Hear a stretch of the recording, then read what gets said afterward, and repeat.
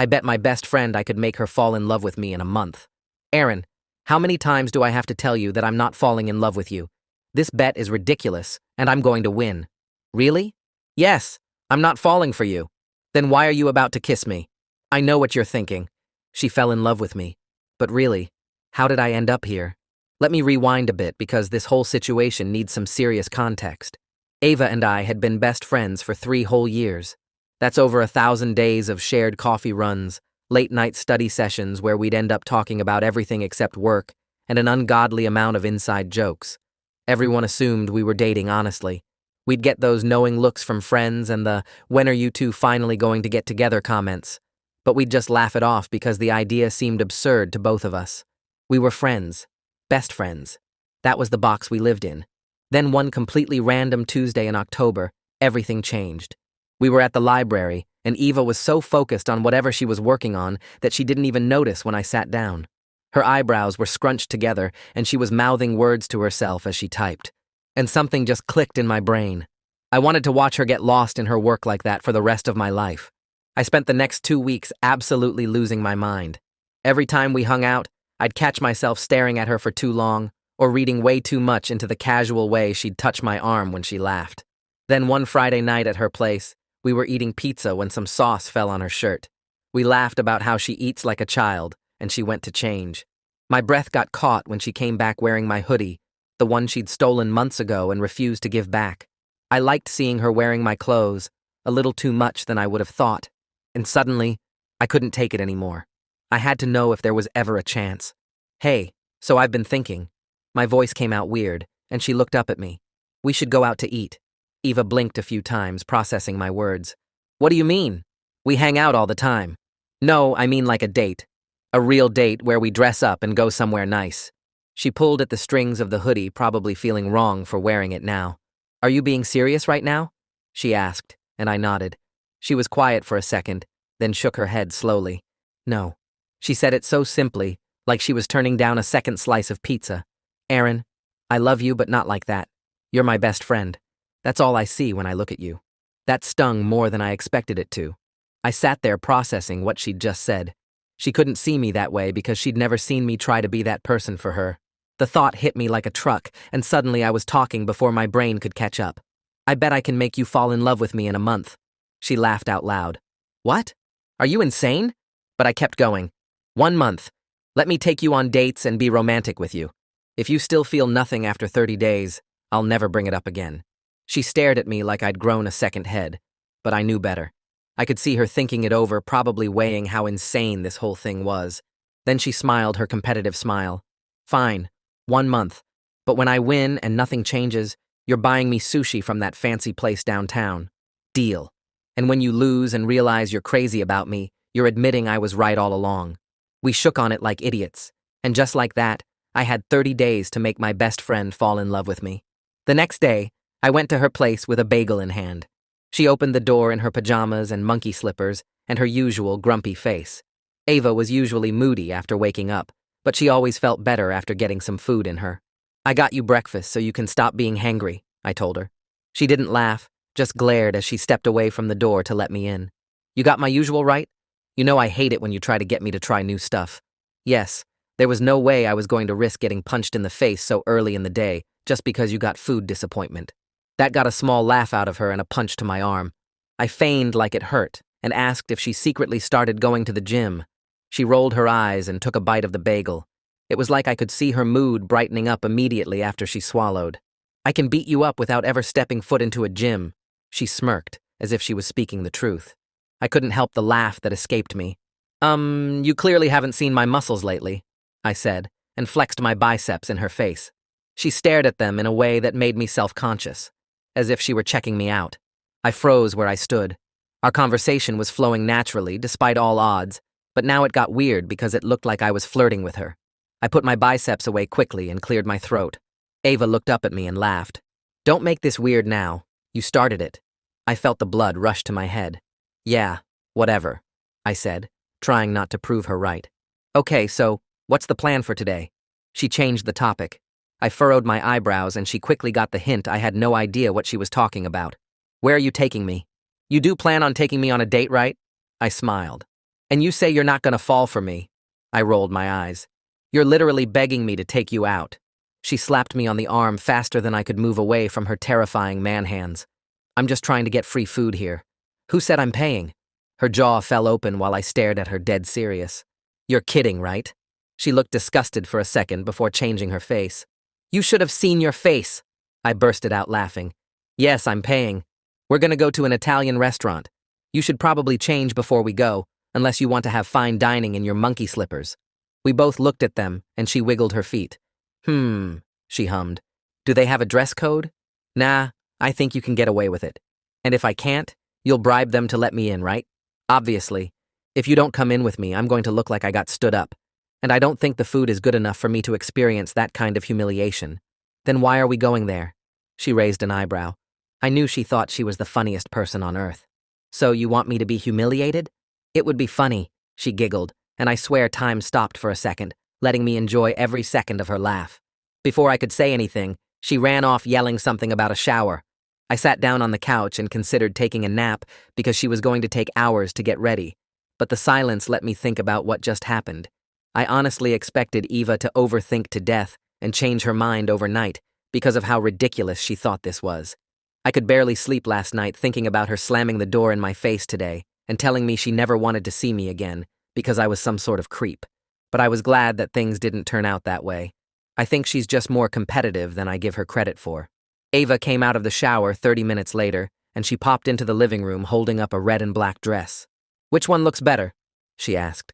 It almost sounded like she was asking me which one I thought she looked prettier in, and like a useless idiot I almost said either of them worked. But Ava was as indecisive as they come, so I knew that answer would only result in a shoe getting thrown at me. It's happened before. The red one. You light up in red. It makes you impossible to look away from. She stared at the red dress for a long time. I wasn't sure what was running through her mind. The fact I got a little too romantic and she's never heard me speak that way to her before, or wondering if she actually wanted to wear the red dress. After a long moment of silence, she said, I'll take your word for it, and shuffled to her room. I gulped nervously, wondering if I had messed up our friendship by letting my emotions take control of me. She came back out an hour later wearing the dress, black heels, earrings, a necklace, and bracelets. I had never seen her so dressed up before, and definitely not for me. I actually felt my heart wanting to jump out of my chest. Me 3 weeks ago would have told her that she should change into the monkey slippers again, or made fun of her for trying too hard for a guy. But I didn't want to do that anymore. I wanted to appreciate the effort she put in for me, have her know that I was serious about wanting her. You're so beautiful, I said, and even I was shocked by how soft-spoken those words came out, like they weren't lustful, just honest and real. Thanks, she mumbled. Are you ready to go? Yeah. I cleared my throat and stood up. The energy in the room shifted, and I desperately wanted to get it back to our normal. You're going to love this place, trust me, I said, holding the door open for her. Okay, I trust you. On the drive to the restaurant, we talked about her shift at the campus bookstore, and she started ranting about this girl who tried to return a textbook she'd highlighted in neon yellow. Like the entire book, she said, gesturing wildly. Every single page looked like a highlighter exploded on it. What did you do? From the corner of my eye, I could read her expression telling me, You're seriously asking me that? I laughed. She had to pay full price, and she had the audacity to look at me like I was in the wrong. Erin, I swear she was seconds away from throwing her pumpkin spice latte in my face. Was it at least cold? No. Oh, you were almost cooked. The restaurant had dim lighting and candles on every table. I thought that it didn't matter how romantic the place looked. We were still going to joke around like we were literally doing 5 minutes ago when I parked. But the second we got seated, Ava shifted around uncomfortably in her seat. It was like it hit her at the last minute that we were on a date and not hanging out as friends. I hated that I let the awkwardness get to me, and just for a second, I wondered if I would actually be able to win her heart. I nearly choked when she grabbed her menu and held it up between us like it was some kind of safety barrier. We were acting like complete strangers on a blind date instead of people who'd spent 3 years together. The waiter came by and we both ordered in these weird, polite voices that didn't sound like us at all. After he left, I just looked at her and said, Okay, this is stupid. We can just be normal. Her whole body relaxed and she put the menu down. Oh, thank God. I was trying so hard not to be weird that I made it 10 times weirder. I laughed. Yeah, I could tell. You looked like you were meeting the Queen or something. She gasped, offended. Well, you didn't look much better. I thought you were going to run away. Never. Our food came and we ate in comfortable silence for a bit. Then I tried to give her a compliment. Something about how the candlelight made her eyes look nice. She stopped mid-bite and stared at me. Did you just compliment my eyes? I asked. What was wrong with that? And she shook her head. Nothing. It's just, you never say stuff like that. It sounds wrong coming from you. I asked her if she wanted me to stop and she thought about it. No, keep going. I need to see how far you'll take this. She was smiling though, like she was enjoying watching me try. We got back to her apartment around 10. I walked her to the door, and we just stood there for a second in that weird space where neither of us knew what to do. On a normal night, I would have just walked in with her, and we'd watch something before I headed home. But this wasn't a normal night, and I didn't know if I was supposed to kiss her goodnight, or hug her, or just leave. Ava must have read my mind because she laughed. You look terrified right now. I told her I wasn't terrified, and she raised her eyebrows. You're doing that thing where you shift your weight from foot to foot. You only do that when you're nervous. She was right. I was doing that. She stepped closer and gave me a hug like we'd done 1,000 times before. When she pulled back, she had this amused look on her face. Thanks for dinner. It was actually really nice. She went inside, and I stood there for a minute wondering if that counted as progress. Thursday rolled around and I showed up at her place with pizza, like I had every Thursday for the past 3 years. Ava opened the door already laughing. Is this a date or are we back to being normal? I told her it was just pizza night and she nodded. Good, because I'm not getting dressed up to eat pizza on my couch. And you shouldn't have to, I said, after noticing she was wearing my shirt. I could get used to seeing her in my clothes more often. We sat down on the couch while she put on our show. Can I put my arm around your shoulder? I asked. She looked shocked that I was so bold, but a smirk crawled on her face. Oh, Aaron, you're falling for me harder every day, aren't you? She took the liberty of putting my arm around her. I smirked. That's my line. She burst out laughing harder than I expected, and ended up leaning against my chest. When did you get so corny? It's part of my charm when I'm romancing a girl. I felt her body go rigid against me, and the world nearly collapsed in that moment. Did I mess things up somehow? She looked up at me, and her glare could have killed me. I swallowed nervously. You've romanced other girls? She said sternly, like I was being scolded. It was my turn to laugh. Oh my gosh, you almost had me. Her facade dropped once I said that. I almost had you. I know you wanted to jump off a bridge. Not true, I said, trying to hide my smile. So does this mean you're the jealous type? I asked. I'm not jealous. I just don't want my man to look at another girl. Her man. I was confident I would be hers. Monday morning, I texted Eva asking if she was free in the afternoon. She sent back, depends on what you're planning, and I told her it was a surprise.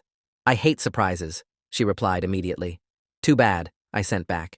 I spent 2 hours that morning setting up a scavenger hunt around campus. Each clue had an inside joke or a memory from the past 3 years. The first one I taped to her apartment door with a bag of sour gummy worms attached. She opened the door while I was standing there grinning like an idiot. What is this? She asked, already suspicious. Read it, I said. She snatched the note from my hand. Where we first met, and you spilled coffee on my favorite shirt. P.S. You still owe me a new one. She looked up at me with her eyes narrowed. That shirt was ugly anyway. I did you a favor. I laughed. You literally cried apologizing. I did not cry, she said, already putting on her shoes. I had something in my eye. There's a difference. She cried. We walked to the library, and she found the second clue taped under our usual table. A gift card to the campus coffee shop, and another note. Where you made me watch the autopsy of Jane Doe and I couldn't sleep for a week. She laughed and turned to me. It wasn't that scary. You're just a baby. I looked at her with a face that said, BTF. I'm scared of bells to this day because of that movie. Sounds like a you problem, she scoffed. Then she started hitting my arm and excitedly saying, Oh my gosh, I remember you begged me to sleep on my couch because you were too scared to go home and sleep by yourself. I got embarrassed in an instant and hoped no one heard that. That's so not what happened. She crossed her arms and raised an eyebrow. I still have pictures of you on my couch from that night. I drew a dingling on your face. Yeah, I wish you hadn't. I was seeing my parents that day. I had to wear a mask to hide it and feign being sick. Well, we all can't get what we want. She stuck out her tongue at me. Anyway, moving on to the next clue. I rolled my eyes. The next clue led us to the quad. She found it tied to the bench with her favorite candy bar. Wait. She stopped and looked around. This is where you told me that you wanted to switch majors, but were scared to tell your parents, and I said you should just do it. I had barely spoken to her, didn't even know her last name, but her affirming how I felt gave me the push to do it. I'm still grateful I listened to her on that day. I can't believe you remembered the exact bench. Obviously, I said, and she looked at me for a second too long before speaking. That's wild. Is it working, though? She ripped open the candy bar. Maybe. I'm reserving judgment until I see what else you have planned. We went through 5 more stops. Each one had a small gift and led to another memory. By the time we got to the final location, she was carrying everything in her arms and trying not to smile. We ended up in our economics class, where I left the final clue where she used to sit 3 years ago. She picked it up and read it out loud.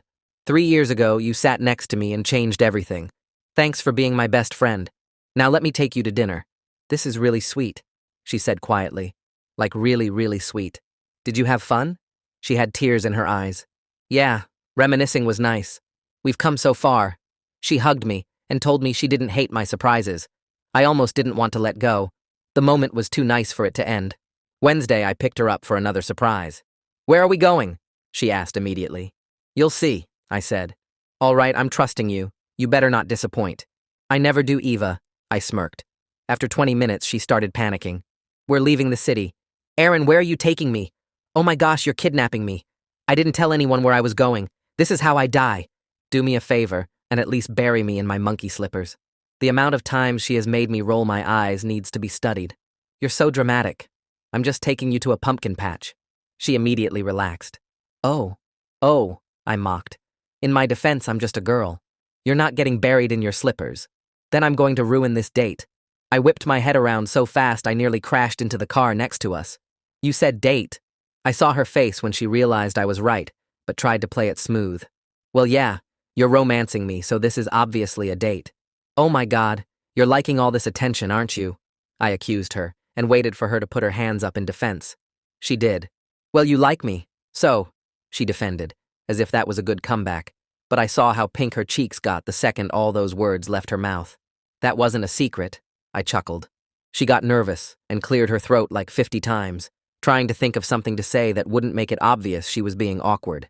Driving an hour to look at pumpkins is kinda insane, don't you think? Not at all. When we got there, she didn't think it was so insane. Okay, this is actually really cute, she admitted, looking around at the rows of pumpkins and the corn maze. I knew you'd like it, I said, and she shoved my shoulder. Don't get cocky. Cocky's my middle name, I smirked and watched her guffaw. Your middle name has the word cock in it. She was actually pointing and laughing at me, hutched over as she laughed harder and tried to catch her breath. I stood there awkwardly, waving at other people passing by, telling them to not mind Eva because she was dropped on the head as a baby. At least my name doesn't have the word keek in it. She recovered after I told the 5th person that. Ava, shush, there's kids around. I tried to save myself. Afterwards, we walked through trying to find good pumpkins. She kept stopping at ones that were massive. What about this one? She asked, pointing at one that had to be 40 pounds. There's no way that's fitting in my car, I said. She put her hands on her hips. You have no vision, Aaron, no sense of ambition. I have plenty of ambition, I said. I'm just realistic. Boring, she sang, and kept walking. I watched her sway from side to side as she hummed her little song. She had no idea what she did to me. I couldn't believe I'd never noticed the way she moved through the world like everything was lighter when she was around. I wanted every day to look like this, watching her be ridiculous and making fun of me until we were old and gray. She looked back at me, and the world seemed a little bit brighter. Are you coming? Always. Anywhere she went. After we picked out our pumpkin, we wandered through town and saw the Fright Fest sign. Ava read it and immediately started walking the other direction, pretending like she didn't see it. I grabbed her arm and pulled her back. We're going in there. She shook her head so fast, I thought it would unscrew and go flying off. Who's we? Bro's speaking French, Eva rambled. Now who's the scaredy cat? Still you. I'm not the one scared of bells. Nope, just scared of signs that say Fright Fest. She scoffed and muttered unbelievable. Come on, it'll be fun. She yanked her arm back. Fun for you, maybe. I told her I'd protect her and she laughed. What are you going to protect me from? Scary actors? I suggested. She thought about it. Fine. But if I punch someone in a costume, it's your responsibility. Deal, I said. The haunted barn was packed, and Ava stood close to me the entire time we waited in line. I could tell she was nervous. When we finally went in, it was pitch black except for strobing lights. Something jumped out immediately, and Ava grabbed my arm hard enough to bruise. "I hate this," she said. "I hate you for making me do this." Every time something scary happened, she'd squeeze tighter and hide behind me. At one point, an actor got right in her face and she screamed and buried her face in my shoulder. I could feel her shaking. "You good?" I asked, and she shook her head against my chest. "No, I'm dying. This is how I die." Another scare happened and she jumped. "Why are you laughing?" she accused. "I'm not laughing," I lied. "I can feel you laughing," she said, still pressed against me. When we finally got out, she was still holding my arm. She realized, but didn't drop it. "That was horrible," she said, but she was smiling. "You didn't protect me at all. You were using me as a human shield the whole time," I pointed out. She shrugged. "You're bigger. It was strategic." She paused. "Thanks, though, for letting me hide." I told her any time, and she looked away. "Shut up." Friday night, I texted everyone about game night at my place. I spent the entire afternoon setting up. Every game I pulled out was one of Eva's favorites. Codenames, Catan, Mario Kart. She was going to know exactly what I was doing, but I didn't care. People started showing up around 7. Ava arrived carrying a bag of chips and wearing my sweatshirt again. Some habits die hard. "Nice setup," she said, dropping the bag on my counter. Her eyes scanned the coffee table and stopped on the games. She looked at me, and I could see her trying not to smile. "Interesting choices." I shrugged like it was nothing. "Just grabbed what I had." She shook her head. "You're so obvious." We were getting ready to start, and I was talking to Harvey about our strategy when Eva walked over and stood next to me. "Okay, what's our strategy?" she asked. Harvey and I looked at her confused. "Actually, I'm teaming up with Harvey this time." Her eyebrows shot up and her mouth fell open a little. "Wait, what?" I told her I wanted to try partnering with someone else, and she just stood there. "But we always team up." Her voice came out smaller than usual. "I know," I said. "Switching it up will be fun." She recovered quickly and crossed her arms. "You think everything's fun, and that's why you're going to lose. You're going to regret this decision." Eva ended up with her roommate, and I'd never seen her so determined. The game started, and she leaned forward with her elbows on her knees. Every clue she gave was calculated. When her team guessed right, she'd throw her hands up. "Yes, that's what I'm talking about." After their third correct guess in a row, she looked directly at me. "We're destroying you guys, just so you know." I said the game wasn't over, and she grinned. "It basically is, though." I tried to focus on my own team, but I kept watching her instead. She'd scrunch her nose when she was thinking hard about a clue. When someone on her team guessed wrong, she'd drop her head back and groan. "No, I said gentle, not rental." But then she'd laugh about it. She was completely in her element, and I couldn't look away. "Aaron," Harvey said loudly, "it's your turn." Again. I snapped back to the board. Ava was staring at me now with this knowing look. "Having trouble focusing over there?" I told her to worry about her own team, and she laughed. "We're winning. I don't need to worry about anything." 3 hours later, Ava's team had won every single round. She was practically glowing. "Undefeated champion," she announced to the room. "Anyone want to challenge that title?" I said she just got lucky, and she grabbed a pillow off the couch and threw it at my head. "Luck? You're just mad you picked the wrong partner." People started leaving around midnight. Eva walked them to the door while I started picking up cups and plates. When she came back, she found me already cleaning. "I can help you now," she said. I told her she didn't have to, but she was already grabbing the trash bag from my hands. "Too late. I'm helping." We worked in silence, and I was hyper-aware of every time we got close to each other. She'd brush past me to throw something away. Our hands would almost touch, reaching for the same cup. It felt like she was doing it on purpose. When we finished, she collapsed on my couch and pulled her knees up to her chest. "Thanks for tonight. I had a lot of fun." I sat down next to her. "Oh, we know." She grinned. We started talking about random things. She told me about this girl in her psych class who always asked questions just to hear herself talk. I told her about my professor who wore the same outfit every single class. "Like the exact same outfit?" she asked. "I swear. Like even down to the shoes, Eva." She laughed, and the sound filled my entire apartment. "You need to check on him. Maybe he has no clothes." "That'd be really sad." Now I'm tempted to call him. "Do it," she challenged. I actually reached for my phone and saw it was 2 in the morning. I told her and watched her grimace, saying she didn't realize it was so late. "Do you want me to drive you home?" She said yeah, but didn't move at all. Just sat there staring at her hands. I watched her face, and something was off. "What's wrong?" She looked up quickly. "Nothing. It's late and you're probably tired. I don't want to make you drive right now." I told her it wasn't a big deal, but she shook her head. Can I just stay? I'll sleep on the couch. If you're staying over, you have to take my bed. She immediately protested. Erin, it's your bed. I'm not kicking you out. It's fine, the couch is comfortable anyway. This isn't one of your moves, is it? She raised an eyebrow. It's basic manners, I said, hoping she didn't continue to think I had bad intentions. Her mouth curved downwards into a frown, but it immediately went away. I honestly thought it was a trick of the light. We could, maybe share, the bed, she said. The words hung in the air between us. My eyes went wide. Share it? My brain caught up to my mouth. I just don't want to kick you out and you're not going to let me take the couch. It's just a compromise. She chuckled nervously and rubbed the back of her neck. Okay, I said slowly. We can put something between us, like towels down the middle so there's a barrier, she said. We went to my room and I grabbed every towel I could find. We laid them down the middle of the bed carefully. This looks like we're scared of each other. I asked if she was scared, and she looked at me. No. Are you? Not even a little. We got on our sides of the bed and I turned off the lamp. The room went dark and I could hear her breathing. Good night, Erin, she said softly. Night, Ava, I said back. I laid there staring at the ceiling, wondering how I was supposed to sleep knowing she was right there. This didn't feel like friendship anymore. Friends didn't share beds and put up barriers like they were afraid of what would happen without them. My heart wouldn't stop racing. My hand was right at the edge of the towel barrier, and I wondered what would happen if I reached across. Would she pull away? Or would she reach back? The not knowing was killing me. She'd been different lately. Quieter sometimes. Looking at me longer than she used to. Did that mean something? Or was I just desperate to find meaning in everything she did now? I wanted to know if she laid awake in her own bed thinking about me the way I thought about her. If she replayed our conversations. If any of this meant something to her. My room felt too small suddenly. Too quiet except for her breathing. I could just ask. Roll over and tell her I couldn't sleep. See what she'd say. But what if she was already asleep and I was the only one whose heart wouldn't stop racing? What if I was the only one losing my mind over 12 inches of space and some towels? This was insane.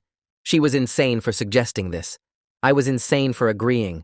I don't even know how I managed to fall asleep, but somehow I woke up to sunlight hitting my face and a weight on my chest. Ava was completely on my side of the bed with her head on my chest. My arm was around her waist. All the towels were on the floor in a pile. She was still asleep, and I didn't dare move. I barely let myself breathe. Her head was on my chest, and my arm was wrapped around her waist like it belonged there. I could feel every breath she took. My heart was pounding, and I was terrified it would wake her up, especially since her face was relaxed in a way I'd never seen before. I wanted to remember every detail of this moment, the weight of her against me, how perfectly she fit there, how right this felt, like we'd done this 1,000 times before. I knew the second she woke up this would end. She'd pull away and make some joke about the towels not working, but I knew that soon this would be 100% intentional. She would choose to be here like this. I knew the exact moment she woke up because her entire body tensed. She lifted her head slowly and looked at me. Her eyes were wide and her hair was a mess. Hi, I smiled down at her. She blinked a few times and gave me a small smile. Hi. She looked down at where we were tangled together, my arm around her waist, her leg thrown over mine, all the towels on the floor. So the barrier didn't work, she said. I told her apparently not, and she sat up quickly. I'm so sorry. I must have moved in my sleep. She was scrambling to put distance between us, and I hated it. I sat up too. It's fine. No, it's not. She looked away and started gathering the towels from the floor. This is so embarrassing. I literally built a wall to prevent this, and then completely ignored it. I told her it wasn't embarrassing, and she laughed, but it sounded forced. I woke up on top of you, Erin. That's pretty embarrassing. I wanted to tell her it was the best way I'd ever woken up, that I'd been awake for 20 minutes just watching her sleep, because I didn't want the moment to end. But I didn't say any of that. So I just said it was fine again, like an idiot. I thought it was too heavy for someone who had just woken up. Plus, it was obvious she was falling for me, so she didn't need to hear any of that just yet. Sunday afternoon, Eva texted asking if she could come over. I said yeah, and she showed up 20 minutes later holding 2 coffees. Peace offering, she said when I opened the door. She walked past me into my apartment like she owned the place. What for? I asked, taking one of the cups. For being weird yesterday morning. I don't want things to be awkward between us. Nah, they're not awkward, I said, taking a sip and staring her down. She couldn't hold eye contact with me, and I saw her fidgeting. Good, she said after a while. Because we still have like 2 weeks left of this bet, and I'm not losing. I almost spit out my coffee. She really thought. I didn't even bother responding and just went to the couch. She followed after me, and suddenly we were watching some show that neither of us cared about. She kept looking at me from the corner of her eye. I could see her doing it. After the 5th time, I turned my head. What? She whipped her head back to the TV. Nothing. I'm just thinking about how I'm totally winning this bet. I laughed, and she looked offended. What's funny? The idea of you winning is pretty funny. She sat up and twisted her body to face me. I am winning. The month is almost over and I haven't fallen for you, so, yeah, I'm winning. I mirrored her position. You really believe that? She nodded so hard her hair bounced. I know that. You've tried everything and it hasn't worked. Are you sure? Her eyes narrowed. Positive. Still just friends. You lose Aaron. I smiled at her and she threw her hands up. Why are you smiling like that? It's creepy. I told her nothing was creepy about it. You woke up on my chest yesterday, Eva. Your whole body was wrapped around mine. Her face went bright red and she grabbed a pillow to hold against her stomach. That was an accident. I told you I move in my sleep. Felt nice, didn't it? I asked. She suddenly got very interested in the couch. I didn't comment on the fact she didn't deny it. The silence got heavy between us, so heavy she was able to snap out of whatever trance she was in. I can't control what happens when I'm unconscious. Ron! She yelled and launched the pillow at my face. She loved doing that. I caught the pillow before it hit me and set it aside. Okay, Eva. Whatever you say. She made this frustrated sound in her throat and turned her whole body to face me on the couch. Her legs tucked under her. Stop doing that.